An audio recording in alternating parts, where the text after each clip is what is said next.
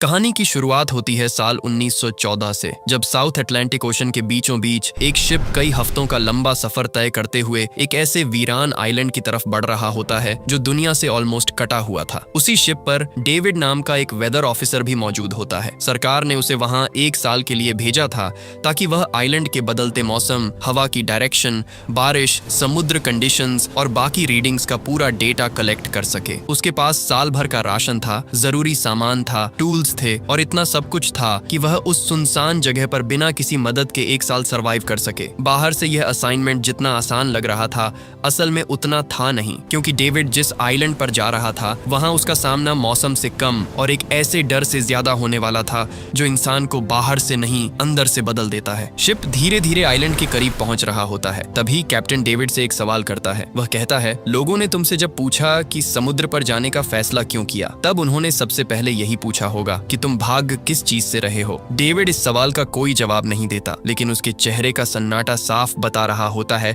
कि वह इस आइलैंड पर सिर्फ नौकरी करने नहीं आया। वह किसी चीज से दूर जाना चाहता था, शायद अपने पास्ट से, शायद दुनिया से, या शायद खुद से। और कई बार यही भागना इंसान को ऐसी जगह ले आता है जहां से वापसी सिर्फ रास्तों से नहीं, दिमाग से भी मुश्किल हो जाती है। कुछ देर बाद शिप आइलैंड के किनारे पहुंचता है। छोटी बोट नीचे उतारी जाती है, सामान निकाला जाता है और डेविड पहली बार उस आइलैंड पर कदम रखता है। जैसे ही वह नीचे उतरता है, उसे सबसे पहले जो चीज महसूस होती है वह है खामोशी। ऐसी खामोशी जो सुकून नहीं देती बल्कि बेचैन कर देती है। वहां एक भी बर्ड नहीं है, कोई जानवर नहीं, कोई आवाज नहीं, सिर्फ ठंडी हवा, गीले पत्थर, काला समुद्र और दूर खड़ा एक अकेला लाइट हाउस। कैप्टन भी इस चीज को नोटिस करता है। वह कहता है कि यहाँ पहले से तैनात वेदर ऑफिसर उन्हें लेने क्यों नहीं आया, क्योंकि इतना तो तय था कि इस आइलैंड पर उनसे पहले भी कोई रह रहा था। आइलैंड पर 2 मेन जगह थी, एक छोटा सा हाउस जहां वेदर ऑफिसर को रहना होता था और थोड़ी दूरी पर एक लाइट हाउस। कैप्टन और डेविड सबसे पहले उस हाउस की तरफ बढ़ते हैं, क्योंकि वहीं पुराने ऑफिसर को होना चाहिए था। लेकिन जैसे ही वे अंदर जाते हैं,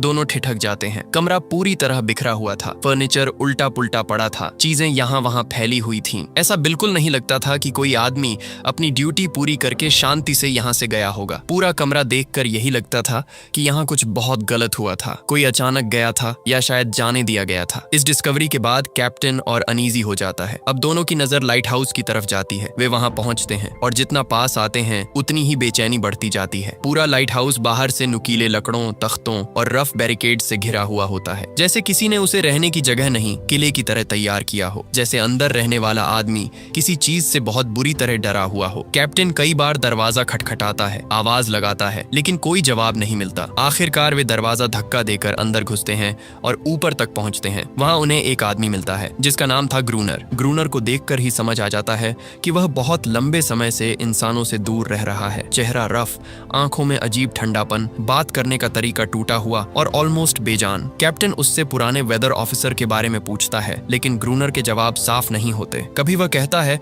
टाइफस से मर गया, कभी कहता है 1 दिन बाहर गया और फिर लौट कर नहीं आया। उसके वर्ड से ज्यादा उसके टोन में प्रॉब्लम थी। किसी आदमी के गायब हो जाने से भी जैसे उसे कोई फर्क नहीं पड़ता, मानो इस आइलैंड पर मौत, गुमशुदगी और खामोशी सब नॉर्मल बात हो। यही वह पल था जब कैप्टन समझ गया कि यह जगह सेफ नहीं है। कैप्टन बाहर आकर डेविड से आखिरी बार कहता है कि अगर वह चाहे तो अब भी उनके साथ वापस चल सकता है, अभी भी देर नहीं हुई। लेकिन डेविड मना कर देता है। शायद उसकी जिद थी, शायद जरूरत थी, शायद उसे लगा कि एक अजीब आदमी की वजह से जॉब छोड़ना कमजोरी होगी। कैप्टन जाते जाते उसे एक गन देता है और साफ कहता है कि जिद और बेवकूफी में फर्क होता है। फिर शिप वापस मुड़ जाता है और जैसे जैसे वह होराइजन में छोटा होता जाता है, डेविड पहली बार सच में रियलाइज करता है कि अब वह पूरी तरह अकेला है। उसके और सिविलाइज दुनिया के बीच अब सिर्फ समंदर बचा है। डेविड अपने हाउस में लौटता है और खुद को नॉर्मल फील कराने की कोशिश करता है। वह सामान जमाता है, वेदर टूल्स सेट करता है, बिस्तर लगाता है, शेल्व्स ठीक करता है, लेकिन जगह में एक अजीब भारीपन है, जैसे वॉल्स भी कुछ जानती हों। रात को जब वह ड्रॉर खोलता है तो उसे एक पुरानी डायरी मिलती है, शायद यही पिछले ऑफिसर की थी। वह लैंप जलाकर उसे पढ़ना शुरू करता है। शुरू के पेजेस नॉर्मल हैं, मौसम के नोट्स, प्लांट्स, बर्ड्स, सी ऑब्जर्वेशंस। फिर उसे एक फोटो दिखती है किसी वुमन की, जिसके पीछे लिखा होता है लव। शायद वह उस ऑफिसर की वाइफ थी। लेकिन डायरी जैसे जैसे आगे बढ़ती है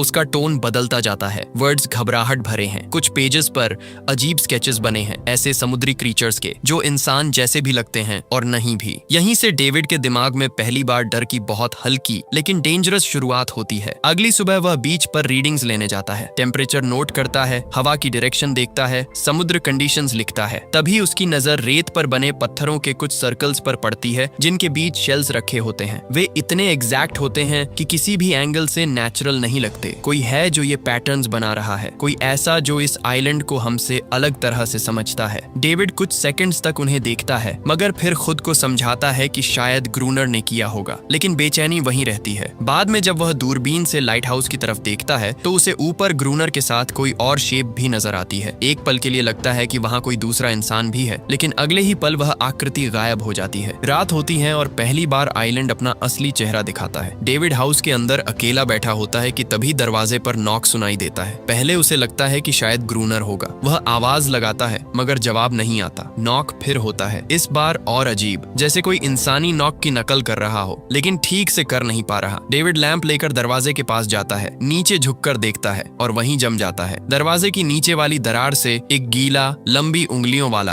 अजीब सा हाथ अंदर आने की कोशिश कर रहा था। वह इंसानी हाथ नहीं था, उसके मूवमेंट में जानवरों वाली हिंसा भी थी और किसी हद तक समझ भी। अगले ही पल दरवाजे पर जोरदार धक्का लगता है। डेविड पैनिक में बेसमेंट की तरफ भागता है और वहीं छिप जाता है। ऊपर से चीजें टूटने की आवाजें आने लगती हैं, लकड़ी चटकती है, सामान गिरता है और घर के अंदर ऐसी आवाजें घूम रही होती हैं जो किसी इंसान की हो ही नहीं सकती। डेविड बेसमेंट की एक छोटी दरार से बाहर झांकता है और पहली बार उस क्रीचर को साफ देखता है। वेट स्किन, अजीब चेहरा, चमकती आंखें, लेकिन सबसे डरावनी चीज उसका लुक नहीं था। सबसे डरावनी चीज थी उसकी सर्चिंग। वह रैंडम अटैक नहीं कर रहा था, वह डेविड को ढूंढ रहा था, जैसे उसे पता हो कि वह कहीं यहीं छिपा हुआ है। फिर क्रीचर की नजर उसी दरार पर पड़ती है। वह झपटता है, अपनी उंगलियां अंदर घुसाने की कोशिश करता है। डेविड के पास टाइम नहीं होता। वह पास पड़ा नाइफ उठाता है और जैसे ही क्रीचर की आंख पास आती है, पूरी ताकत से उसे उसी आंख में घोंप देता है। क्रीचर दर्द से चीखता है और पीछे हट जाता है। डेविड उस रात बच तो जाता है, लेकिन अब उसके लिए सब कुछ बदल चुका था। सुबह जब वह बाहर निकलता है तो उसे हाउस के अंदर खून और बाहर रेत पर अजीब फुटप्रिंट्स दिखाई देते हैं जो सीधे समुद्र तक जाते हैं। अब उसके दिमाग में सारी चीजें एक दूसरे से जुड़ने लगती हैं। डायरी के स्केचेस, लाइट हाउस के स्पाइक्स, रात की नॉक, सब कुछ। डर के मारे वह तुरंत लाइट हाउस की तरफ भागता है और ग्रूनर से अंदर लेने की गुहार लगाता है, लेकिन ग्रूनर उसे अंदर नहीं आने देता। वह ऊपर से पानी फेंकता है और सिर्फ इतना कहता है, तुझे बोट पर ही रह जाना चाहिए था। यह लाइन सुनकर डेविड को पहली बार समझ आता है कि इस आइलैंड पर डेंजर सिर्फ बाहर से नहीं, अंदर से भी है। अब उसके पास कोई ऑप्शन नहीं बचता। वह वापस हाउस में आता है और उसे फोर्ट की तरह तैयार करना शुरू कर देता है। विंडोज बंद करता है, बोर्ड्स लगाता है, बाहर लकड़ी और बुक्स का घेरा बनाता है, उन पर लैंप ऑयल डालता है, राइफल लोड करता है और रात का इंतजार करता है। लेकिन जिस हॉरर का वह इंतजार कर रहा था वह उससे कहीं बड़ा निकलता है। रात होते ही समुद्र से एक क्रीचर नहीं, पूरा झुंड बाहर आता है। वे सीधे हाउस की तरफ बढ़ते हैं, उसे घेर लेते हैं, दरवाजे पर प्रहार करते हैं, विंडोज हिलाने लगते हैं। डेविड फायरिंग करता है। कुछ क्रीचर्स गिरते हैं मगर बाकी पीछे नहीं हटते। वे और ज्यादा वायलेंट हो जाते हैं। आखिरकार वह बाहर बने ऑयल वाले घेरे में आग लगा देता है। फ्लेम्स उठते ही क्रीचर्स पीछे हटते हैं। साफ था वे आग से डरते थे, लेकिन इस मूव की कीमत बहुत भारी पड़ती है। उसका अपना हाउस भी आग पकड़ लेता है। अब पीछे मॉन्स्टर्स थे और आगे लपटे। डेविड किसी तरह खुद को बचाते हुए बर्निंग हाउस से बाहर निकलता है और लाइट हाउस के पास चट्टानों के पीछे छिप जाता है। उसका हाथ बुरी तरह जल चुका होता है। रात में बारिश शुरू हो जाती है, लेकिन सुबह तक उसका हाउस राख में बदल चुका होता है। अब उसके पास बचने का सिर्फ एक ही रास्ता था, लाइट हाउस। अगली सुबह वह ग्रूनर को बाहर निकलते हुए देखता है और मौका देखकर उसे गन पॉइंट पर लेने की कोशिश करता है, लेकिन तभी एक फीमेल क्रीचर उस पर झपटती है। डेविड उसे काबू में ले लेता है और उसे मारने की धमकी देकर ग्रूनर को मजबूर करता है कि वह उसे अंदर रहने दे। यहीं पहली बार वह फीमेल क्रीचर साफ दिखाई देती है। वह बाकी क्रीचर्स जैसी लगती तो है, लेकिन अलग भी है। उसके शरीर पर स्वेटर जैसा कुछ है। ग्रूनर उसे अपने पास बुलाता है और वह उसकी बात मान भी लेती है। डेविड शॉक में पड़ जाता है। ये रिलेशन क्या है? ये क्रीचर उसकी बात क्यों मानती है? ग्रूनर उसे ऐसे ट्रीट क्यों कर रहा है जैसे कोई इंसान अपने पालतू जानवर को करता है? आखिरकार डील हो जाती है। डेविड लाइट हाउस के अंदर रहने लगता है। कुछ दिनों बाद जब उसकी आंख खुलती है तो उसे पता चलता है कि उसका जला हुआ हाथ काफी हद तक ठीक हो चुका है। वजह वही फीमेल क्रीचर होती है जो उसका घाव चाट रही थी। उसकी सलाइवा में हीलिंग इफेक्ट था। यही वह मोमेंट है जहां डर के साथ क्यूरियोसिटी भी पैदा होती है। यही फीमेल बाद में डेविड के लिए सिर्फ एक क्रीचर नहीं रहती, वह उसे एक नाम देता है, एनेरिस। अब लाइट हाउस के अंदर एक नया रूटीन शुरू होता है। दिन में डेविड छोटे बड़े काम करता है, पानी लाता है, लाइट हाउस मेंटेन करता है, मशीनरी संभालता है, राशन देखता है। रात को वह ग्रूनर के साथ बैल्कनी पर खड़ा होकर क्रीचर्स के अटैक्स का सामना करता है। पहली रात डेविड लगभग यूजलेस साबित होता है। वह डर के मारे फ्रीज हो जाता है और लगभग बेहोश पड़ जाता है, लेकिन ग्रूनर लड़ता रहता है। अगली रात वह जानबूझकर डेविड को बाहर छोड़ देता है ताकि वह खुद सीखे। सुबह तक डेविड खून में लथपथ होता है, लेकिन जिंदा। धीरे धीरे वह भी इस आइलैंड की लैंग्वेज सीखने लगता है, डर, इंतजार, हमला और बचाव की लैंग्वेज। दिन गुजरते हैं और डेविड बदलने लगता है। पहले वह यहाँ सिर्फ सरवाइव करना चाहता था, अब वह रोज रात लड़ रहा है। वायलेंस उसके लिए रूटीन बनती जा रही थी। इसी दौरान उसकी नजर एनेरिस पर टिकने लगती है। पहले क्यूरियोसिटी, फिर सिंपैथी, फिर धीरे धीरे एक स्ट्रेंज कनेक्शन। उसे फील होने लगता है कि एनेरिस सिर्फ कोई एनिमल नहीं है, उसमें दर्द है, इमोशंस है, समझ है। वह बहुत कुछ फील करती है, बस इंसानों की तरह बोल नहीं सकती। और धीरे धीरे डेविड यह भी समझने लगता है कि रात को हमला करने वाले क्रीचर्स शायद सिर्फ मारने नहीं आते, वे एनेरिस को वापस लेने आते हैं। ग्रूनर का बिहेवियर इस बात को और क्लियर कर देता है। वह एनेरिस को किसी साथी की तरह नहीं, एक कैप्टिव की तरह रखता है। उसे कंट्रोल करता है, इंसल्ट करता है, हर्ट करता है और अपनी प्रॉपर्टी समझता है। एक दिन वह ऑलमोस्ट खुले शब्दों में कहता है कि सिविलाइज्ड दुनिया में हर आदमी किसी न किसी का सर्वेंट होता है, लेकिन इस आइलैंड पर वह किंग है। यहीं डेविड समझ जाता है कि ग्रूनर की सबसे बड़ी प्रॉब्लम लोनलीनेस नहीं, पावर है। वह अकेला आदमी जरूर है, लेकिन उससे भी ज्यादा वह एक ऐसा आदमी है जो कंट्रोल खोना नहीं चाहता। कुछ समय बाद अटैक्स कम होने लगते हैं। खौफ और बढ़ जाता है, क्योंकि शांति भी हमेशा सुरक्षित नहीं होती। एक रात दोनों चेस खेलते खेलते लाइट हाउस की लाइट ऑन करना भूल जाते हैं। उसी अंधेरे का फायदा उठाकर क्रीचर्स इस बार बहुत बड़ी संख्या में हमला करते हैं। वे ऑलमोस्ट लाइट हाउस तक चढ़ाते हैं। बुलेट्स कम पड़ने लगती हैं। ग्रूनर घायल हो जाता है। कुछ समय के लिए सचमुच लगता है कि अब दोनों नहीं बचेंगे, लेकिन फिर सुबह हो जाती है। जैसे ही धूप निकलती है, क्रीचर्स पीछे हट जाते हैं। अब यह पूरी तरह साफ हो जाता है कि सनलाइट उनकी सबसे बड़ी वीकनेस है, और शायद अभी तक दोनों सिर्फ इसी वजह से जिंदा हैं। इसके बाद डेविड समझ जाता है कि यह लड़ाई ऐसे ज्यादा दिन नहीं चलेगी। एमो कम हो रहा था, फूड कम हो रहा था और विल भी टूट रही थी। तभी एक दिन उसे दूर एक बोट दिखती है। उसके अंदर उम्मीद वापस लौट आती है। वह फ्लेयर गन लेकर सिग्नल देने दौड़ता है। शायद यही उसका आखिरी मौका था, लेकिन ग्रूनर उसे रोक देता है। वह आइलैंड पर और लोगों को नहीं आने देना चाहता। वह नहीं चाहता कि कोई जाए। वह नहीं चाहता कि उसकी बनाई हुई यह बीमार दुनिया टूटे। इसी टकराव के दौरान एनेरिस पहली बार ओपनली डेविड की साइड खड़ी दिखती है। यहीं से ग्रूनर के अंदर जेलसी, इनसिक्योरिटी और हेट तीनों साथ बढ़ने लगते हैं। कुछ दिन बाद डेविड व्हेल बोन से एनेरिस के लिए एक छोटी नाव बनाता है। एनेरिस उसे देखकर उसे आइलैंड के एक हिडन हिस्से में ले जाती है, जहां एक असली छोटी नाव रखी होती है। डेविड हैरान रह जाता है। ग्रूनर बताता है कि कुछ समय पहले पोर्चुगीज स्मगलर्स का शिप स्टॉर्म में यहां फंस गया था। कुछ लोग किनारे तक पहुंचे भी थे, लेकिन सुबह होने से पहले क्रीचर्स ने उन्हें खत्म कर दिया। उस डूबे हुए शिप में डायनामाइट भी था। यही सुनकर डेविड के दिमाग में एक प्लान आता है। अगर वे डूबा हुआ जहाज तक पहुंच जाएं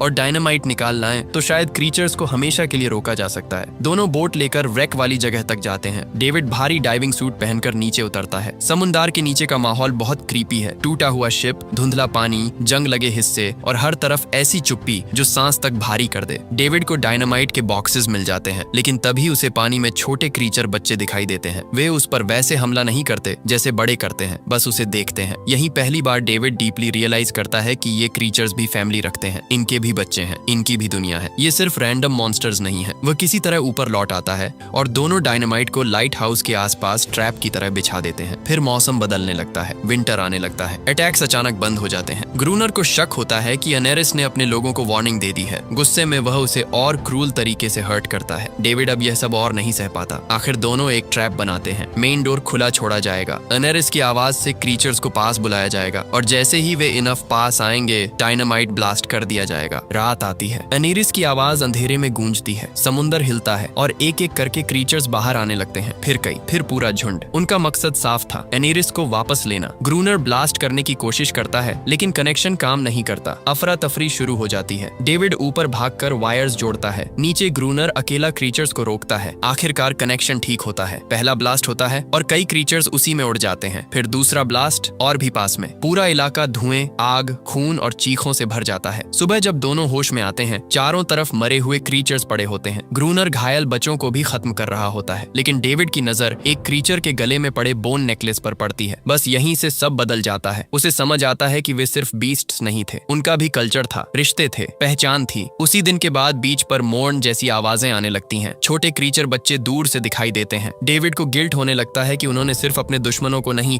एक पूरी कम्युनिटी को तोड़ दिया। वह बीच पर पत्थरों का एक सर्कल बनाता है और बीच में वही टॉय बोट रख देता है ताकि एनेरिस समझ जाए कि उसका इरादा अब लड़ने का नहीं है। इसी बीच उसे एक और बहुत बड़ा सच पता चलता है। ग्रूनर असल में ग्रूनर है ही नहीं, वह वही पुराना वेदर ऑफिसर अल्दोर विगिलैंड है। उसने अपनी पहचान बदल ली थी। उसने आइलैंड नहीं छोड़ा। लॉस, लोनलीनेस और मैडनेस ने उसे धीरे धीरे तोड़ दिया था। ये जानने के बाद डेविड पहली बार खुद से भी डरने लगता है, क्योंकि अब सवाल सिर्फ ये नहीं था कि ग्रूनर क्या बन गया, सवाल ये भी था कि क्या वह खुद भी उसी रास्ते पर चल रहा है। अगली शाम डेविड बीच पर जाता है और देखता है कि उसकी बोन बोर्ड गायब है। पास में एक चाइल्ड क्रीचर उसे पकड़े हुए बैठा है। डेविड धीरे धीरे अपनी टॉर्च नीचे रख देता है, हाथ ऊपर कर देता है और ट्रस्ट दिखाने की कोशिश करता है। थोड़ी देर बाद एनेरिस पानी से बाहर आती है। उसके पीछे बाकी क्रीचर्स भी आते हैं, लेकिन इस बार कोई अटैक नहीं करता। पहली बार साफ दिखता है कि शायद वे हमेशा से सिर्फ अपनी कैप्टिव को वापस लेने आए थे। शायद असली कब्जा करने वाले इंसान थे। शायद असली वॉर गलतफहमी, डर और कब्जे से पैदा हुई थी। डेविड ग्रूनर को समझाने की कोशिश करता है कि वे रॉन्ग थे। क्रीचर्स ट्रूस चाहते हैं, लेकिन ग्रूनर के लिए पीस पॉसिबल नहीं थी। अगर डर खत्म हो जाता तो उसकी पावर भी खत्म हो जाती। वह एनेरिस को आदेश देता है कि वापस आओ, लेकिन पहली बार एनेरिस उसकी बात नहीं मानती। यही चीज उसे अंदर से तोड़ देती है। वह गुस्से में फ्लेयर गन चलाता है और वह जाकर एक छोटे चाइल्ड क्रीचर को लगती है। बच्चा वहीं मर जाता है। ये देखते ही क्रीचर्स वापस पानी में भाग जाते हैं